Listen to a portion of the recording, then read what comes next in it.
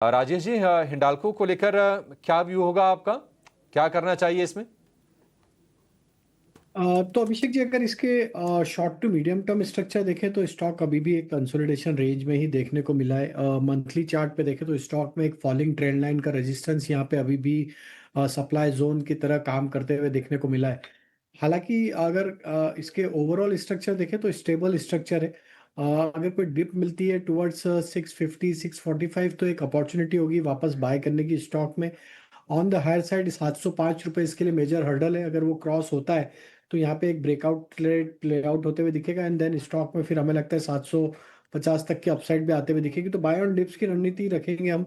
यहाँ पे 645 के आसपास के स्टॉप लॉस सजेस्ट करेंगे। 645 रुपए का स्टॉप लॉस होगा हिंडाल्को के लिए, बाय ऑन डिप्स की सलाह है। लेकिन ये बात सही है कि हिंडाल्को में हमने काफ़ी ज़्यादा उतार चढ़ाव देखा है।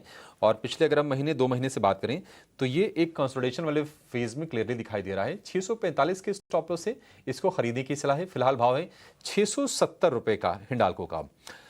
निफ्टी बैंक में कमजोरी थोड़ी सी और बढ़ गई है, 55,100 के आसपास आपको निफ्टी बैंक दिखेगा। जो गिरावट है वो है 400 अंकों से भी ज्यादा की, और निफ्टी की जो कमजोरी है अब हो गई है करीब 60 अंकों के आसपास की।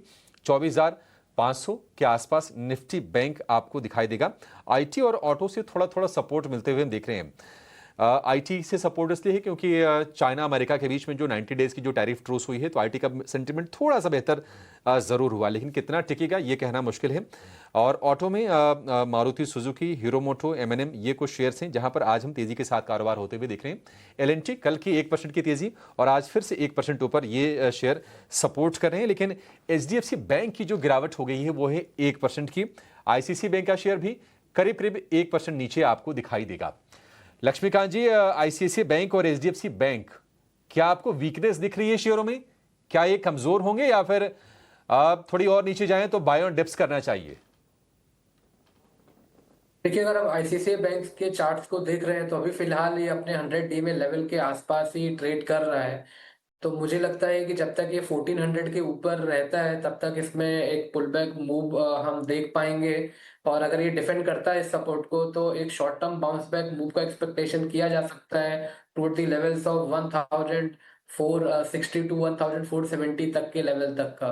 तो एक short term pull back move के लिए रिस्क रिवॉर्ड रेशियो फेवरेबल नजर आ रहा है। तो जब तक आईसीआईसीआई बैंक 1400 लेवल को डिफेंड करता है तब तक हम इस बाउंस बैक की उम्मीद रख सकते हैं। वहीं पर अगर हम एचडीएफसी बैंक की बात करें तो एचडीएफसी बैंक भी अभी तो फिलहाल अपने लोअर लेवल्स पे आ रहा है। यहाँ पर जो इमीडिएट सपोर्ट दिखाई दे रहा है वो 1950 का दिखाई दे रहा है। ये थोड़ा सा वीक नजर आ रहा है क्योंकि अभी फिलहाल ये अपने 50 डीएमए के लेवल के नीचे फिसलता हुआ दिखाई दे रहा है। अगर 1950 के लेवल टूटते हैं तो देन 1930 से लेकर 1910 के भी लेवल्स हमें एचडीएफसी बैंक में देखने को मिल सकते हैं।